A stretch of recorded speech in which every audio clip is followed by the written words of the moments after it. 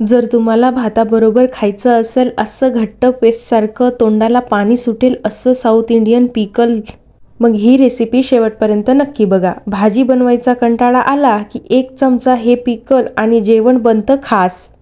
हे लोणचं टिकाऊ, खमंग चवीचं, फ्रीजशिवायही टिकणारं, डोसा, चपाती, भाताबरोबर कशाही बरोबर चालणार आहे. नक्की ट्राय करा.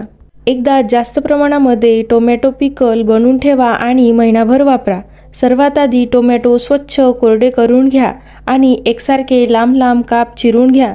गॅसवरती कढई ठेवा. त्यात टोमॅटो आणि अर्धी वाटी चिंच घालून पूर्ण पाणी आटेपर्यंत शिजवा, जेणेकरून घट्ट आणि टिकाऊ बनेल. लसूण, लाल तिखट, हळद, जिरेपूड घालून बारीक फिरवून घ्या. नंतर त्यात बारीक चिरलेला गूळ घालून मीठ घालून फक्त एकदाच फिरवा, जेणेकरून गुळाची नैसर्गिक चव टिकून राहील. हरभरा डाळ, उडीद डाळ, सुक्या मिरच्या, मेथीदाणे, लसूण, कढीपत्ता, मोहरी, जिरे तडका द्या.